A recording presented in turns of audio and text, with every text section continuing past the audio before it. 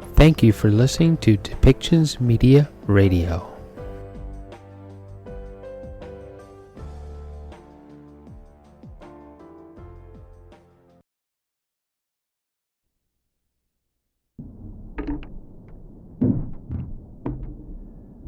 Good afternoon. My name is Adrian Dix. I'm BC's Minister of Health. To my right is Dr. Bonnie Henry, BC's Provincial Health Officer.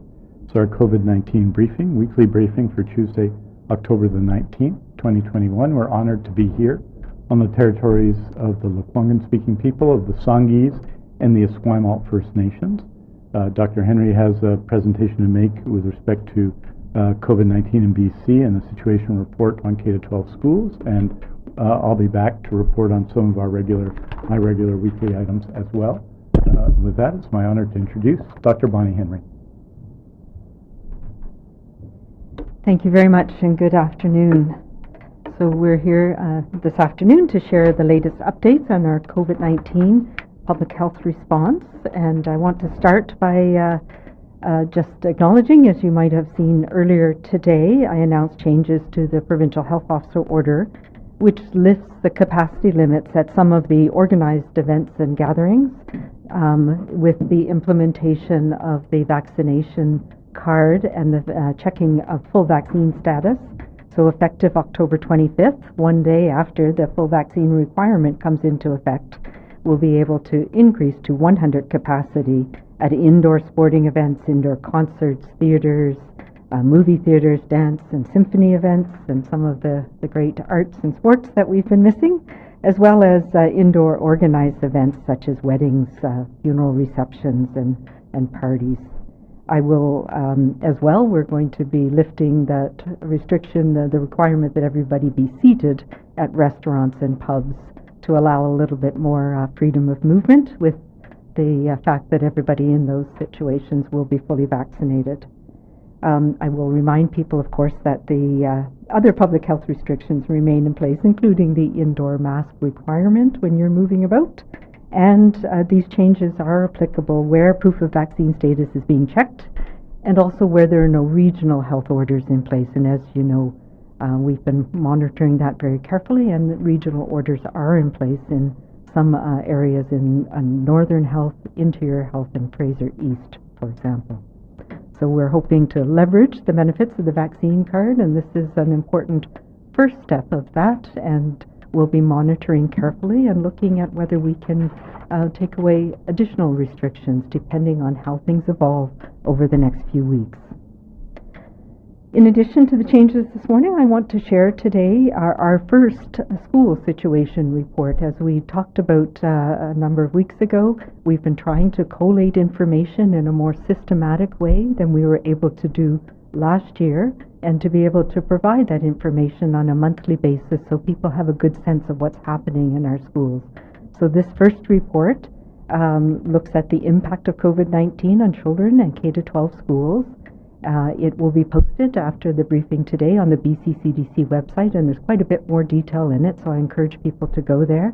And we will have additional reports released on a monthly basis. And as we are able to collect more information and get the systems in place to put this together, we'll have more information available as well. But first off, I wanted to start with looking at presenting the update of the age-based cases that we've seen.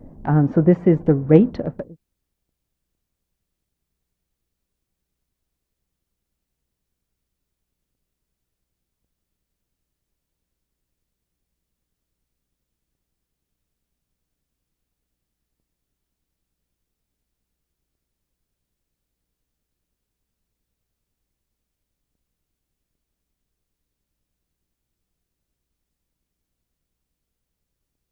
in the 12 to 17-year-olds, particularly in the areas where the vaccination is high in that age group. One of the things that we want to do is look at those case rates and see the impact of where people are being infected. So we look at the age, we look at where the geography, as well as what's happening in the communities around those schools. And as we can see across BC, we've seen a decrease in young children and the school-age children as well. across BC, but particularly this has been pronounced in Interior Health and Northern Health, where we saw the biggest increases. And certainly at the beginning of the school year, it was a dramatic increase in Interior Health that we were seeing primarily, again related to the increase we were seeing in community across Interior Health that started in August. And that's now taking a downturn. Northern Health continues to remain higher than in other parts of the province, but we know that that is a reflection again of what we are seeing in communities across the north, and reasons why we brought in additional measures in much of the north last week. We do see, however, that those rates remain stable in the vaccinated population and the 12 to 17-year-olds, and they remain low in the areas where we have very high immunization rates in families and communities, particularly Vancouver Coastal and Island Health. So this gives you a good sense of where we are now. This tells the picture a little bit of what we're seeing and why we're seeing this. So what it shows in the light blue line is the percent positivity, the 7-day moving average of daily test positivity in the different age groups. And the darker blue line tells you the rate of tests. So this is a summary of some of the information I presented a few weeks ago, which showed that we had a dramatic increase in number of tests being done, particularly in school-age kids, but also in younger children 0 to 4. And this reflects people coming together again and going back to school, but it also reflects that we're starting to see other respiratory viruses causing infection in children and in communities, and that's adenoviruses, some enteroviruses that cause respiratory infections, a little bit of parainfluenza. We have not yet seen a lot of influenza, but we did have our first influenza positive in quite some time just this week. So we'll be carefully watching that. But what this shows us is that across the board we had an increase in rates of testing in this age group, and we had a steady decrease in the percent positivity. So it is telling us that we're looking for this in younger people, and we're finding it, and those rates have now come down. One of the other things, of course, we're very concerned about is, are we seeing severe illness in children?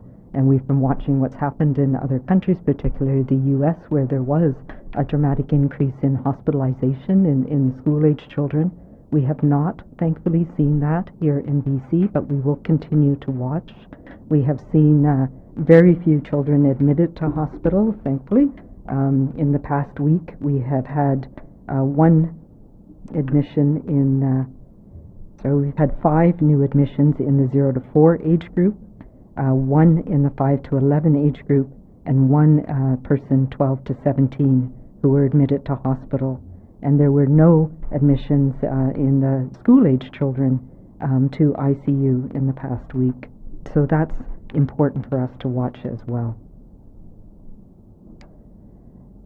Again, in the areas where we have children who are immunized, the 12 to 17 age group, we can see that hospitalization is much less common, even though it's rare across the board, less common in youth who have at least 1 dose of vaccine compared to unvaccinated young people. Again, this is something that is important for us to consider now that we know that Pfizer has submitted the complete package to Health Canada for approval in younger children. And it reminds us again the importance of protection of children from a transmission, not only to prevent hospitalization, but to prevent that transmission of disease in these important settings. Finally, in the report, what you'll see is a more in-depth analysis of the clusters we are seeing in schools, particularly in the Interior Health region, where we had those high rates of transmission in the community, and we saw the most increase in child age infections. And so there were 80 clusters where COVID transmission may have occurred in the school setting during the first 5 weeks of the school year this year. So a total of 314 cases were linked to these clusters, which is about a quarter of the cases among that age group of children in the region. And a cluster, as we've defined it, is 2 or more cases within a 14 period of time. And so there were 12%, 46 schools in the Interior Health Region where a cluster was reported. And importantly, we look at how much transmission is happening, because we want to compare that this year to what we were seeing in the last school year. And the data that is in the report that you can see from last year, on average we had, or the median number of people that were involved in a cluster was 1 to 2 last year, and we are seeing a slight increase this year where the median number is 3. But it is still remains small, and across the board in the province, less than 1/3 of schools have had a cluster, and I think that's important. We can see that these are always stressful situations, and we know there was a lot of anxiety going back into school this year, and it's important for us to provide this information as best we can so people know the situation that's happening. So what we can see is that across the board, the number of schools affected have been about 1/3, which is about the same as what we saw last year. And there is slightly increased transmission, but it's mostly controlled. And again, most of the infections, the source of infection for school-age children is outside of the classroom. Obviously, we need to continue to watch this, and my colleagues across the province are working with our schools, with our educators, with the teams to make sure that we can get as much information as quickly as possible to parents. I will say again that we know it takes time to do those case investigations, and that parents are often the first to know if their child is ill. And so we need to work together to make sure we're taking all of those precautions so that we can keep our schools active and functioning and all the important things for children in the school system this year.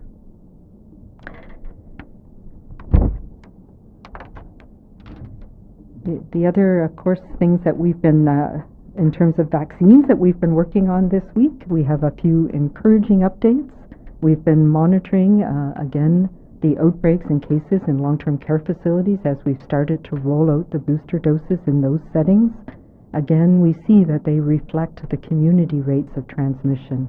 The measures that we've put in place, including prioritizing that third dose for residents, just as we did with COVID vaccines the first time around, to ensure that our most vulnerable have that maximum protection.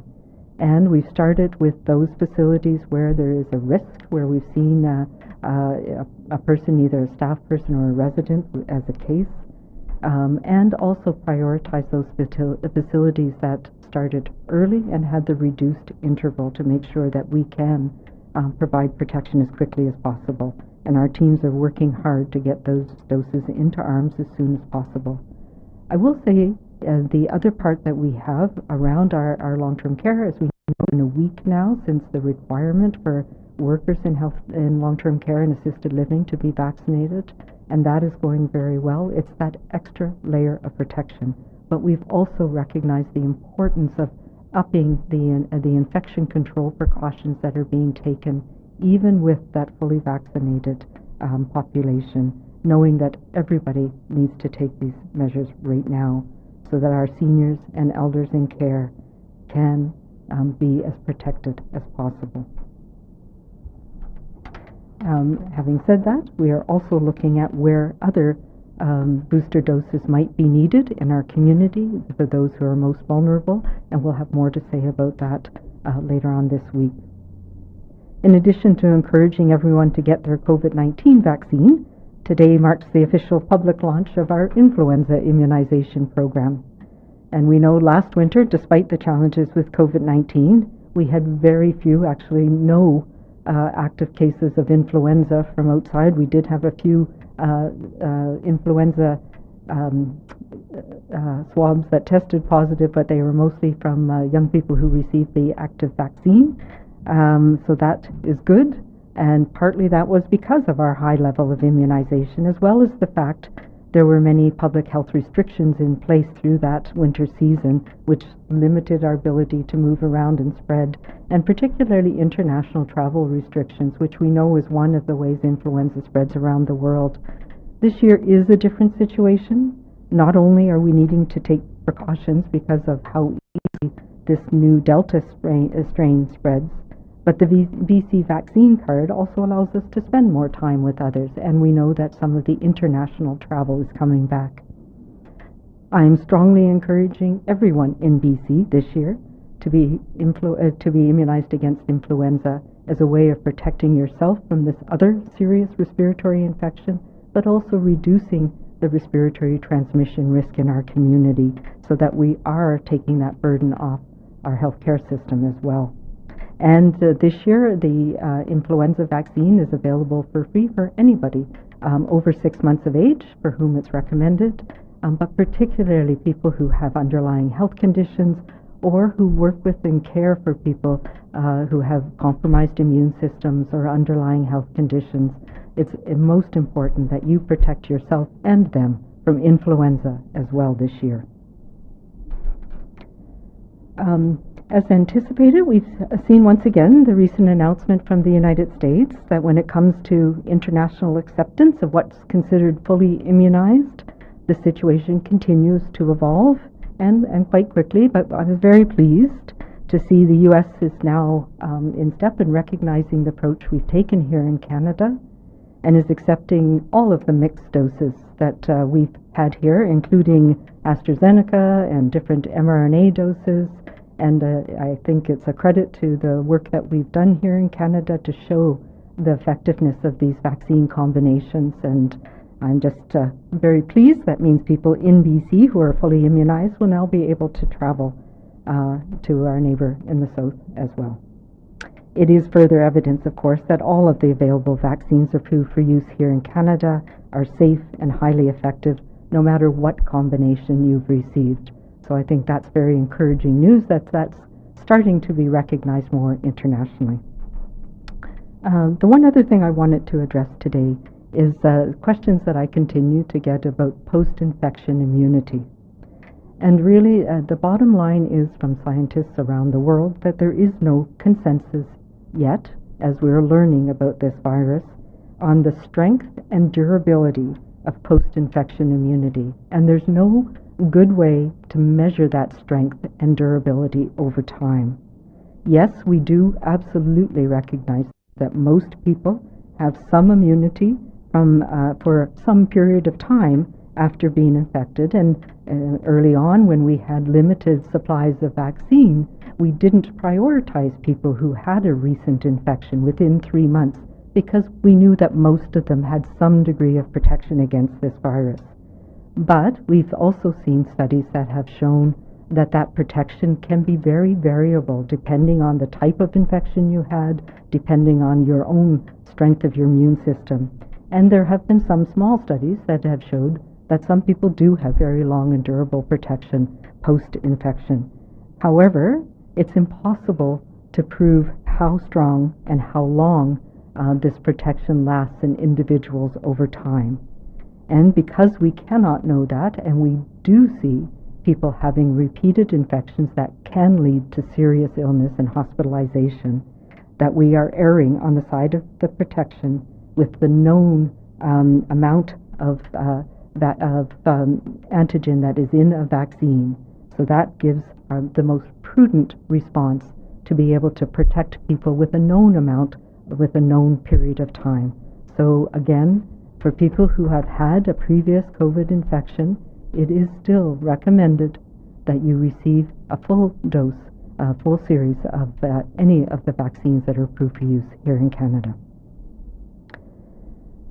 So every week we do stand here before you to provide you with the latest updates, the latest research and information that we have, and every week we have lots to share.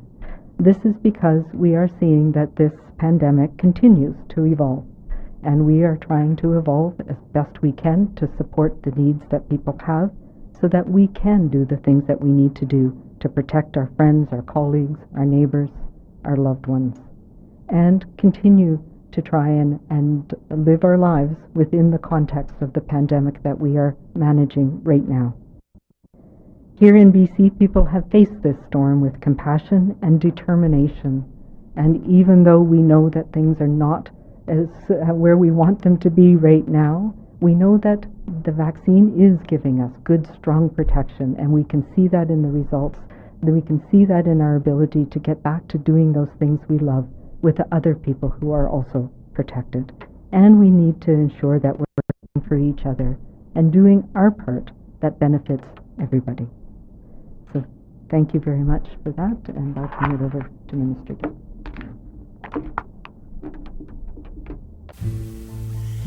Thank you for listening today, and thank you for supporting us with our sponsors. Please go to depictions.media for more information and click on our contact link and let us know how we can help. How we can help bring your story and help bring us to a better world.